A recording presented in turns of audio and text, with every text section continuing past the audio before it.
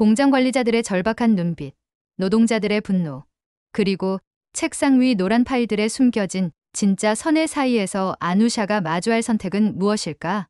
단순한 행정통보로 보였던 이 사건이 지역사회 전체의 운명을 좌우할 진실의 서막이 되어가는 과정을 지금부터 파헤친다. 오늘의 사연으로 시작합니다. 매일 아침 정확히 7시 30분에 쿠알라룸푸르 고속도로 옆에 있는 제가 가장 좋아하는 커피숍에 앉아 있어요. 창가 같은 자리예요. 같은 주문이죠. 설탕 하나 넣은 블랙커피. 태국이라는 낯선 나라에서 저를 안전하게 느끼게 해주는 똑같은 일상이었습니다. 제 이름은 아누샤 바르마예요. 인도 출신이지만 여기 태국에서 현대자동차 변호사로 일하고 있어요. 사람들이 우리 회사를 가끔 기아자동차라고 부르기도 해요. 벌써 3년째 여기 있네요. 한국 기업들이 늘 하는 일들을 지켜본 3년이었어요. 돈 벌고 자기들만 생각하는 일 말이에요. 하지만 오늘 아침은 뭔가 달랐어요. 공기가 무겁고 끈적했는데 큰 폭풍이 오기 전에 항상 그렇듯이 말이에요. 평소와 같은 흰 셔츠와 검은 재킷을 입고 있었습니다. 긴 검은 머리를 깔끔하게 묶었어요. 전문적으로 보여야 했거든요. 문제를 해결하는 진지한 변호사인 제가 누구인지 보여줘야 했어요. 커피를 홀짝이며 핸드폰을 스크롤하고 있었어요. 태국 뉴스 웹사이트들은 평소와 같은 이야기들로 가득했습니다. 방콕의 교통 체증, 새로 여는 쇼핑몰들, 절대 지키지 않을 약속을 하는 정치인들. 고개를 저으며 이 세상에서는 정말 아무것도 변하지 않는구나 생각했어요. 그때 한국 기업들에 대한 기사를 봤어요. 헤드라인을 보니 조금 웃음이 나왔습니다. 한국 기업들이 태국에 얼마나 훌륭한지에 대한 내용이었어요. 지역 사람들을 어떻게 도와주고 일자리를 만들어주는지 말이에요. 눈을 굴렸습니다. 한국 기업들은 다 똑같다고 속으로 생각했어요. 태국 같은 가난한 나라에 와서 값싼 노동자들로 공장을 짓고 돈을 많이 벌고 그 다음에 모든 사람에게 자신들이 얼마나 관대한지 말하는 거죠. 이걸 아는 이유는 제가 그런 회사 중 하나에서 일하고 있기 때문이에요. 현대자동차가 매달 제 월급을 줍니다. 하지만 그렇다고 해서 그들을 좋아하거나 믿어야 하는 건 아니죠. 일은 그냥 일이에요. 누군가는 돈에만 굶주린 이런 기업들이 법을 따르도록 해야 하거든요. 그 누군가가 바로 저예요. 핸드폰이 나무 테이블 위에서 진동하기 시작했어요. 메시지 하나, 그 다음 또 하나. 그러더니 크고 짜증나는 소리로 울리기 시작했습니다. 화면을 보니 사무실에서 온 부재중 전화들이었어요. 2분에 5통의 전화. 정상적이지 않았어요. 커피 카운터 위에 걸려있는 텔레비전을 올려다봤어요. 볼륨은 꺼져 있었지만 화면 아래쪽으로 흘러가는 태국어를 읽을 수 있었습니다. 잠깐 심장이 멈춘 것 같았어요. 태국 외교부, 현대자동차 모든 혜택 취소, 공장 폐쇄해야. 커피잔이 손에서 미끄러졌어요. 큰 소리를 내며 바닥에 떨어졌습니다. 갈색 커피가 하얀 타일 위로 쏟아진 페인트처럼 퍼져나갔어요. 뜨거운 액체가 제 흰 셔츠에 튀어서 진한 갈색 얼룩을 남겼습니다. 다른 손님들이 저를 보려고 돌아봤어요. 부끄러움으로 얼굴이 뜨거워지는 게 느껴졌습니다. 하지만 지금 부끄러움에 대해 생각할 수는 없었어요. 머릿속에 질문들이 빠르게 돌아갔습니다. 무슨 혜택, 무슨 공장 폐쇄, 왜 아무도 이런 일이 일어날 거라고 말해주지 않았을까요? 핸드폰을 잡고 제 조수인 라지싱에게 전화했어요. 그도 저처럼 인도 출신이에요. 2년 동안 저와 함께 일했습니다. 첫 번째 신호에 전화를 받았어요. 아누샤, 다행히 전화해 주셨네요. 뉴스 보셨어요? 방금 TV에서 봤어요. 무슨 일이에요? 20분 후에 긴급 회의예요. 모든 사람이 패닉 상태예요. 공장 관리자들이 미친 사람들처럼 뛰어다니고 있고요. 노조 노동자들이 팻말과 큰 목소리로 건물 밖에 모이고 있어요. 뱃속에 차갑고 무거운 뭔가가 자리 잡는 게 느껴졌어요. 이건 서류 작업과 전화 몇 통으로 해결할 수 있는 또 다른 작은 문제가 아니었습니다. 큰 일이었어요. 모든 걸 바꿔놓을 일이었습니다. 테이블에서 일어나서 깨진 컵과 쏟아진 커피값을 두고 갔어요.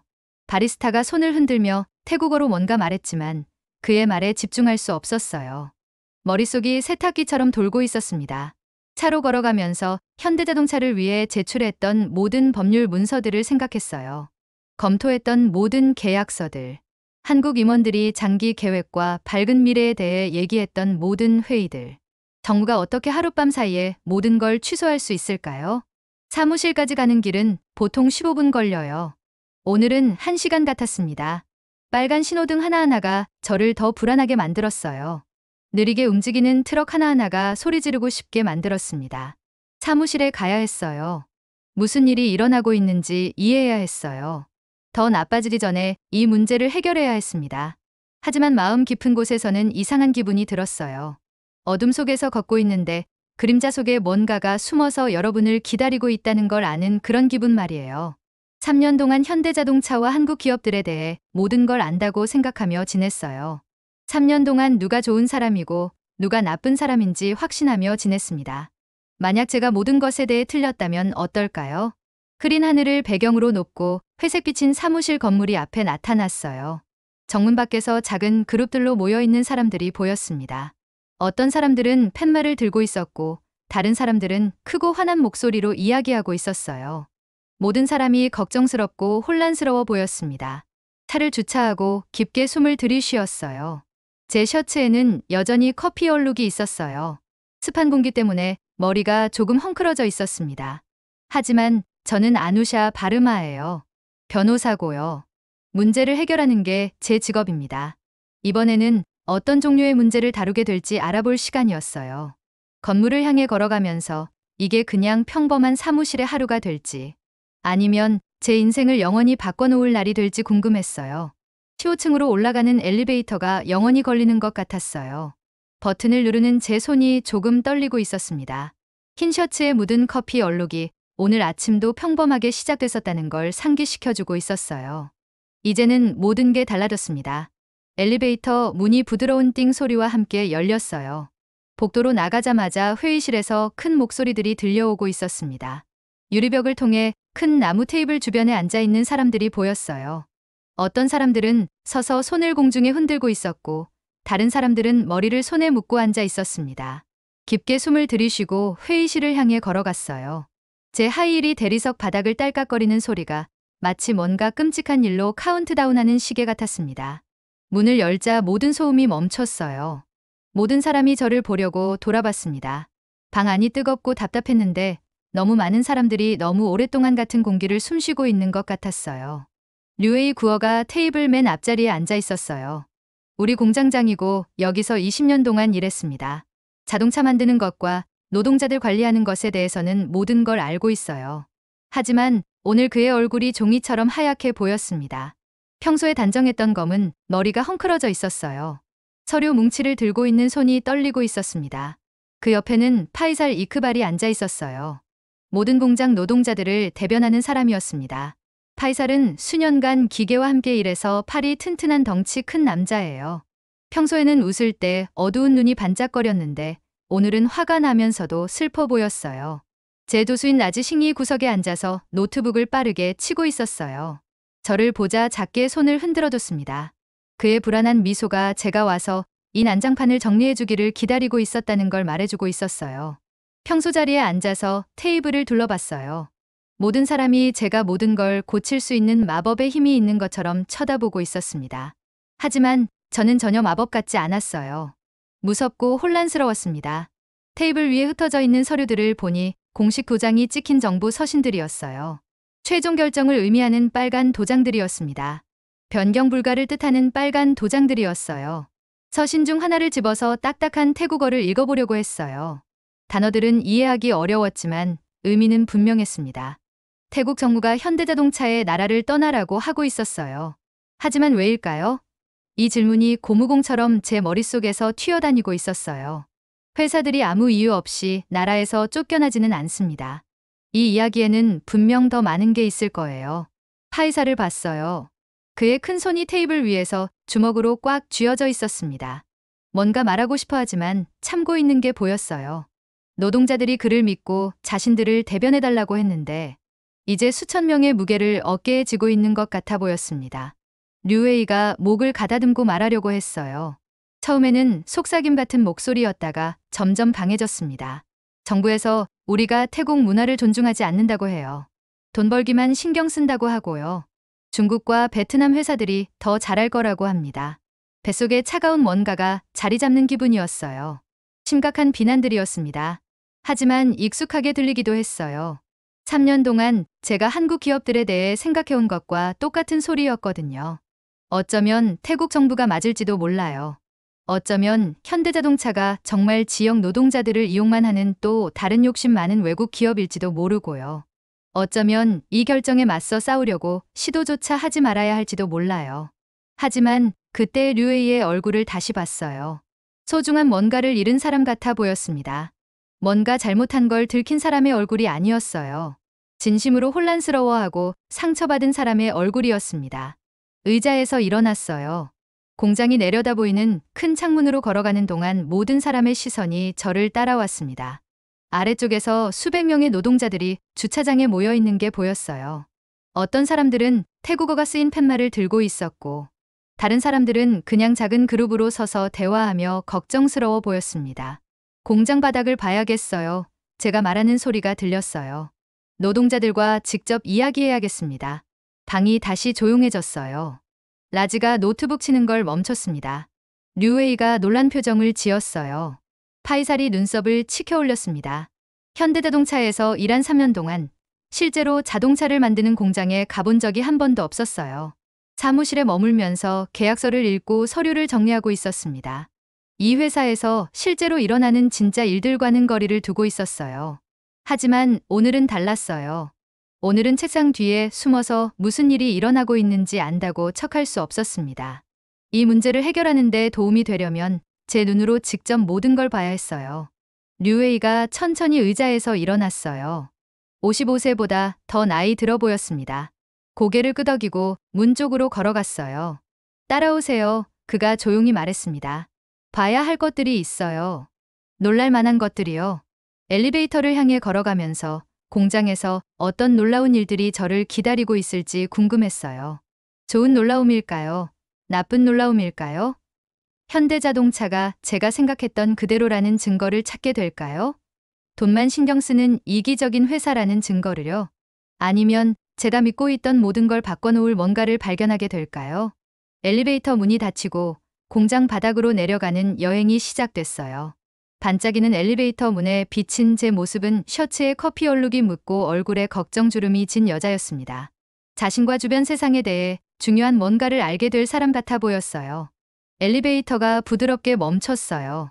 문이 열리자 위층의 조용한 사무실들과는 완전히 다른 세상이 펼쳐졌습니다. 여기서는 공기에서 금속과 기름 냄새가 났어요. 기계들이 일정한 리듬으로 윙윙거리고 덜컹거리고 있었습니다. 파란 작업복을 입은 노동자들이 조립 라인 사이를 움직이는데 마치 모든 동작을 마음속으로 알고 있는 댄서들 같았어요. 진짜 이야기가 시작되는 곳이 바로 여기였습니다. 공장 바닥이 시끄럽고 분주하게 돌아가고 있었어요. 거대한 금속 동물들처럼 기계들이 덜컹거리며 슉슉 소리를 내고 있었습니다. 파란 작업복을 입은 노동자들이 긴 조립 라인 사이로 재빠르게 움직이고 있었어요. 자동차 부품들이 퍼즐 조각처럼 하나씩 맞춰져 가고 있었습니다. 공기 중에는 뜨거운 금속 냄새와 신선한 페인트 냄새가 섞여 있었어요. 류웨이를 따라 기계들 사이의 좁은 통로를 걸어가고 있었습니다. 제 하이힐이 콘크리트 바닥을 딸깍거리고 있었지만 그 소리는 공장의 모든 소음 속에 묻혀버렸어요. 몇몇 노동자들이 고개를 들어 류웨이에게 손을 흔들었어요. 마치 그를 가장 좋아하는 삼촌을 대하듯 미소를 지었습니다. 한국인 상사들을 싫어한다는 불만족한 노동자들 같아 보이지 않았어요. 젊은 태국 여성들이 조심스럽게 자동차 계기판을 설치하는 구역을 지나갔어요. 그들의 손이 빠르고 확실하게 움직이고 있었는데 마치 이 일을 1000번도 더 해본 것 같았습니다. 작업대 위에 태국 국기와 함께 작은 한국 국기들이 놓여 있는 걸 봤어요. 공구함에는 가족 사진들이 테이프로 붙어 있었습니다. 이게 좀 놀라웠어요. 한국인 관리자들이 그렇게 나빴다면 왜 노동자들이 자기 작업대에 한국 국기를 두고 있을까요? 류웨이가 걸음을 멈추고 저를 향해 돌아섰어요. 그의 눈이 피곤하고 슬퍼 보였습니다. 여러 날 밤을 잠들지 못한 사람 같았어요. 제 사무실로 오세요. 그가 조용히 말했습니다. 봐야 할 파일들이 있어요. 그의 사무실은 작고 비좁았어요. 여기저기 서류들이 쌓여 있었습니다. 벽에는 노동자들과 그들 가족들의 사진이 가득 붙어 있었어요. 어떤 사진들은 회사 파티에서 한국 사람들과 태국 사람들이 함께 서 있는 모습이었습니다. 사진 속 모든 사람들이 행복해 보였어요. 류웨이가 회색 금속 파일 캐비닛을 열고 두꺼운 노란색 파일들을 여러 개 꺼냈어요.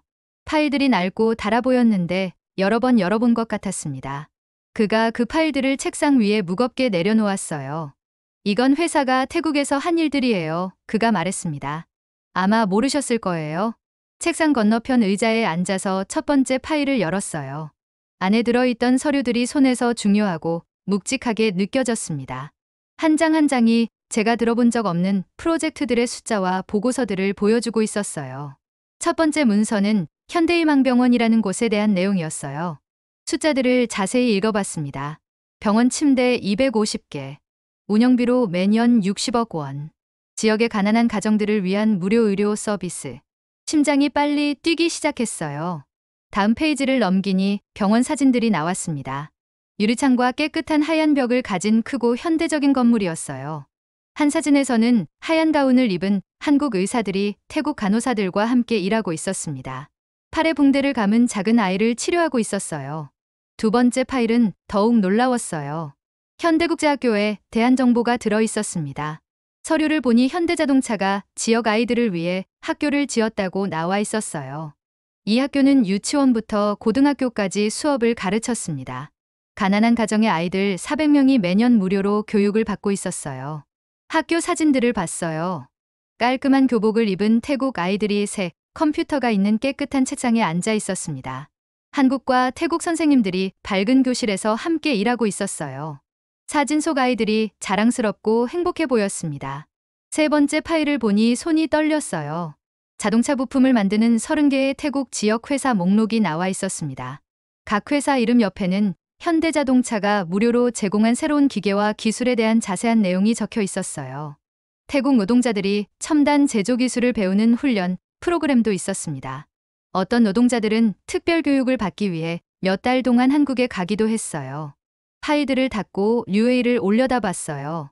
그가 제 얼굴을 유심히 지켜보고 있었는데 마치 제 생각을 읽으려는 것 같았습니다. 왜 아무도 이런 얘기를 안 해줬어요? 제가 물었어요. 목소리가 작고 혼란스럽게 들렸습니다. 류웨이가 한숨을 쉬며 의자에 앉았어요. 아래쪽 공장 바닥을 내려다보고 있었습니다. 한국 기업 철학이에요. 그가 말했습니다. 조용히 좋은 일을 하는 거죠. 큰 발표 없이 사람들을 도와주는 거예요. 말보다는 행동이 더 중요하다고 생각했어요. 누군가 제 세상을 뒤집어서 스노우볼처럼 흔들어 놓은 기분이었어요. 3년 동안 현대자동차가 그냥 욕심 많은 회사 중 하나라고 믿고 있었어요. 그들이 법과 규정을 잘 따르는지 확인하는 일에 시간을 쓰고 있었습니다. 하지만 그들이 실제로 자신들의 돈과 자원으로 무엇을 하고 있는지는 알아보려고 하지 않았어요. 핸드폰에 문자 메시지가 왔어요. 라지싱이 보낸 거였습니다. 정부 관료들이 우리 전화를 받으려 하지 않는다고 했어요. 자이라 칼릴 차관이 오늘 아침 신문 인터뷰를 했는데 중국과 베트남 회사들이 태국에 2조 원을 투자하겠다고 약속했다고 말했습니다. 연구센터를 건설하고 현대자동차보다 더 많은 일자리를 만들어주겠다고 했대요. 하지만 뭔가 이상했어요. 현대자동차가 이미 태국을 위해 이렇게 많은 좋은 일들을 하고 있었다면 정부는 왜 그들을 바꾸려고 할까요? 아직 증명되지 않은 회사들의 약속을 왜 믿으려고 할까요? 핸드폰을 들고 시라잔에게 전화했어요. 회사 행사에서 한 번 만난 적이 있는 간호사였습니다. 현대희망병원에서 일하고 있어요. 전화를 받은 그녀의 목소리가 피곤하고 걱정스럽게 들렸어요. 병원이 3개월 후에 문을 닫아요. 그녀가 말했습니다. 수술이 필요한 환자들이 있어요. 심장에 문제가 있는 아이들도 있고요. 사립병원비를 낼 수 없는 노인들도 계세요. 이분들은 어떻게 될까요? 전화를 끊고 나서 류웨이 사무실에 조용히 앉아 있었어요. 밖에서는 공장 소음이 계속되고 있었지만 이제 다르게 들렸습니다. 살아있고 중요한 무언가의 심장박동 소리 같았어요. 제가 전혀 이해하지 못했던 방식으로 수천 명의 사람들을 도와주는 무언가의 소리였습니다. 공장 바닥에서 봤던 모든 노동자들을 생각했어요. 학교 사진 속의 아이들을 떠올렸습니다. 의료 서비스가 필요한 병원의 환자들을 생각했어요. 이건 그냥 회사가 문을 닫는 일이 아니었어요. 일자리와 교육, 그리고 의료 서비스를 현대자동차에 의존하고 있는 지역사회 전체에 관한 일이었습니다. 우리가 이 문제를 해결할 방법을 찾지 못하면 삶이 망가질 진짜 사람들에 관한 일이었어요. 의자에서 일어나서 류에이의 눈을 똑바로 봤어요. 더 많은 사람들을 만나야겠어요. 그에게 말했습니다. 노동자들, 선생님들, 의사들, 환자들을요. 너무 늦기 전에 모든 진실을 이해해야 해요. 엘리베이터를 향해 걸어가면서 노란 파일들을 들고 갔어요. 이제 더 무겁게 느껴졌는데 종이 때문이 아니라 그 파일들이 나타내는 책임감 때문이었습니다. 이 파일들에는 제가 거의 모든 것에 대해 틀렸다는 증거가 들어 있었어요. 이제 그 지식으로 무엇을 해야 할지 알아내야 했습니다. 엘리베이터 문이 닫히고 제 사무실로 다시 올라갔어요. 하지만 1시간 전에 내려갔던 그 사람과는 다른 사람이 되어 있었습니다. 세상이 자신이 생각했던 것보다 훨씬 복잡하다는 걸 발견한 사람이 되어 있었어요. 끔찍한 폭풍 같은 2주가 지나가고 있었어요. 매일매일 더 나쁜 소식들이 들려오고 있었습니다. 서울에 있는 한국 본사에서 마침내 최종 결정을 내렸어요. 공장의 모든 장비들이 인도와 체코로 옮겨질 예정이었습니다. 병원은 영원히 문을 닫게 되고 학교는 학생들을 집으로 돌려보내야 했어요. 우리에게 남은 시간은 고작 3개월뿐이었습니다. 매일 정부 관료들과 회의를 하러 뛰어다니고 있었는데 그들은 우리 말을 들으려 하지 않았어요. 절망적인 눈빛으로 저를 바라보는 노동자들과도 계속 만나고 있었습니다. 제 흰 셔츠에는 이제 영구적인 주름이 생겨 있었어요. 늘 단정하게 묶고 다니던 머리카락도 자주 흘러내리고 있었습니다. 마치 손으로 물을 움켜쥐려고 하는데 계속 손가락 사이로 빠져나가는 기분이었어요. 최종 발표가 있던 날 아침 일찍 사무실에 도착했어요. 아직 해가 뜨지 않았고 건물 안은 텅 비어 있고 차가웠습니다. 책상에 앉아서 늘 함께하던 노란색 파일들을 바라보고 있었어요. 그 파일 안에는 현대자동차가 학교와 병원, 그리고 지역사회 전체를 건설하는데 도움을 줬다는 증거들이 들어 있었습니다. 하지만 아무도 들으려 하지 않으면 증거라는 게 무슨 소용이 있을까요? 정오쯤 라지싱이 제 사무실로 뛰어들어왔어요. 평소에 차분하던 그의 얼굴이 완전히 당황한 표정이었습니다. 핸드폰을 들고 뉴스 영상을 보여주더군요. 이것 좀 보세요. 그가 말했어요. 작은 화면 속에서 제 마음을 산산조각 내는 장면이 펼쳐지고 있었습니다. 300명의 전 현대자동차 노동자들이 방콕에 있는 한국 대사관 앞 콘크리트 바닥에 무릎을 꿇고 있었어요. 뜨거운 햇볕 아래 딱딱한 바닥에 무릎을 대고 있었습니다. 많은 사람들이 제가 알아볼 수는 있지만 잘 읽을 수는 없는 한글로 쓰인 팻말을 들고 있었어요. 카메라가 한 팻말을 확대해서 보여줬어요. 정성스러운 한글 손글씨로 저희가 잘못했습니다 라고 쓰여 있었습니다. 다른 팻말에는 현대자동차가 태국을 건설했습니다 라고 적혀 있었어요. 회색 머리에 지친 눈빛을 한 한 노인이 떠나지 마세요 라고 쓴 팻말을 들고 있었습니다. 이들은 몇 달 전만 해도 회사에 반대해서 시위를 하던 바로 그 노동자들이었어요. 한국식 경영과 구내식당의 한국 음식에 대해 불평하는 팻말을 들고 있던 바로 그 사람들이었습니다. 이제 그들이 용서를 빌듯이 무릎을 꿇고 있었어요. 화면 속에서 파이사를 봤어요. 늘 자신감 넘치는 목소리로 말하던 그 크고 건장한 남자가 이제는 작고 초라해 보였습니다.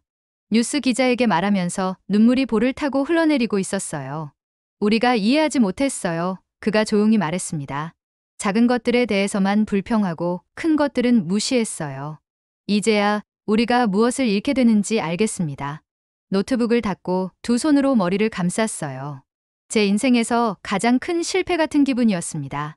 모든 법률 지식, 모든 협상 기술, 모든 신중한 계획들이 이 사람들의 일자리와 미래를 구해낼 수 없었어요. 그날 저녁 아파트에 혼자 앉아 있었어요. 창밖으로 도시의 불빛들이 별처럼 반짝이고 있었지만 그걸 보면서도 전혀 기쁘지 않았습니다. 인터뷰를 원하는 뉴스 기자들의 전화가 계속 울리고 있었어요. 국제신문사들도 태국에서 일어난 일의 진실을 알고 싶어 했습니다. 이 위기가 시작된 이후 처음으로 제 손에 강력한 무언가가 있다는 걸 깨달았어요. 법률문서나 동부 서류가 아니라 진실 그 자체였습니다. 여기서 정말 무슨 일이 일어났는지 사람들이 이해할 수 있도록 도와줄 수 있는 진실 말이에요. 핸드폰을 들고 CNN 인터내셔널에 전화했어요. 태국에서 현대자동차에게 정말 무슨 일이 일어났는지 세상에 말하고 싶습니다. 제가 말했어요. 다음 날 아침 빈 회의실에 카메라 크루들이 장비를 설치하고 있었어요. 류에이가 처음 노란색 파일들을 보여줬던 바로 그 방이 이제 전 세계의 아이들의 생명을 구한 병원들과 가난한 아이들에게 교육의 기회를 준 학교들에 대해 이야기하는 장소가 되고 있었습니다. 가장 좋은 정장을 입고 카메라 앞에 앉았어요. 손이 조금 떨리고 있었지만 목소리는 강하고 분명하게 유지했습니다. 현대자동차가 완벽하지는 않았습니다. 이렇게 시작했어요. 소통에서 실수도 했고 태국 문화를 항상 이해하지는 못했어요. 하지만 수천 번의 수술을 집도한 병원들을 건설했습니다. 가난한 가정의 아이들을 교육시킨 학교들을 만들었어요. 지역 회사들과 첨단 기술을 무료로 나눴습니다. 공장에서 만났던 노동자들에 대해 이야기했어요. 한국과 태국 의사들이 함께 일하는 사진들을 설명했습니다. 다른 의사들이 도움에 대해서만 말하고 있을 때 이 회사가 어떻게 조용히 지역사회를 도왔는지 설명했어요. 정말 비극적인 건 카메라를 정면으로 바라보며 말했습니다. 정치와 오해가 좋은 것을 파괴했다는 거예요. 수년에 걸쳐 만들어진 것이 사람들이 서로 솔직하게 대화하지 않았기 때문에 몇 주 만에 무너져 버렸어요. 인터뷰는 1시간 동안 계속됐어요. 끝났을 때 몇 킬로미터를 무거운 가방을 들고 걸어가다가 마침내 내려놓은 것 같은 기분이었습니다. 텅 빈 느낌이면서도 안도감이 들었어요. 며칠 안에 그 영상이 인터넷 전체로 퍼져나갔어요. 100만 조회수가 1000만 조회수가 되었습니다. 전 세계 사람들이 한국 기업들과 국제 비즈니스에 대해 새로운 걸 배웠다고 댓글을 남기고 있었어요. 더 중요한 건 인도네시아, 필리핀, 베트남의 정부 관료들이 현대자동차 본사에 전화를 걸기 시작했다는 거였어요. 자신들의 나라로 회사를 유치하고 싶어 했습니다. 태국의 실수에서 배우겠다고 약속했어요. 더 좋은 조건과 더 명확한 소통을 제안했습니다. 3개월 후, 빈 공장의 마지막으로 서 있었어요. 조립 라인들은 사라졌고 노동자들은 새로운 일자리를 찾거나 다른 곳으로 이사했습니다. 건물 안에는 기계들과 목소리들의 유령만이 메아리치고 있었어요. 라즈가 제 옆으로 걸어와서 신문기사 하나를 건네줬어요. 헤드라인에는 인도네시아 문화통합 약속으로 현대 투자 유치 성공이라고 쓰여 있었습니다. 새로운 모험 준비됐나요? 그가 작은 미소를 지으며 물었어요. 수많은 사람들이 일하고 꿈꾸던 빈 공간을 둘러봤어요. 이곳은 세상이 제가 생각했던 것보다 훨씬 복잡하다는 걸 가르쳐줬습니다. 좋은 것과 나쁜 것이 항상 간단한 포장지에 들어있지는 않다는 걸 배웠어요. 때로는 결과를 바꾸기에는 너무 늦었을지라도 진실을 말하는 것이 가장 중요한 일이 될 수 있다는 걸 깨달았습니다. 네, 라즈에게 대답했어요. 준비됐어요. 출구를 향해 걸어가면서 새로운 의사를 찾은 병원 환자들, 다른 학교로 전학 간 학생들, 그리고 인생의 새로운 장을 시작한 노동자들을 생각하고 있었어요. 현대자동차는 태국을 떠났지만 여기서 일어난 일에 대한 진실은 계속 살아있을 거예요. 때로는 영웅이 된다는 건 하루를 구하는 게 아니에요. 때로는 중요한 이야기들이 잊혀지지 않도록 하는 것입니다. 때로는 서로 대화하는 법을 잊어버린 사람들 사이에 다리를 놓는 것이에요. 밖으로 나가니 태국의 해가 밝고 따뜻하게 제 얼굴을 비추고 있었어요. 깊게 숨을 들이쉬고 앞으로 다가올 모든 것을 향해 한 걸음 내디뎠습니다. 여하튼 사연을 보내주신 아누샤 바르마 님에게 감사드립니다. 네, 그럼 오늘 사연 어떻게 들으셨나요? 오늘 사연이 재미있으셨다면 좋아요와 댓글 부탁드려요. 지금까지 저는 사연 읽어드리는 감동사연의 외 미연이었습니다. 끝까지 시청해주신 모든 분들 고맙습니다. 더 좋은 영상으로 다시 찾아뵐게요. 감사합니다.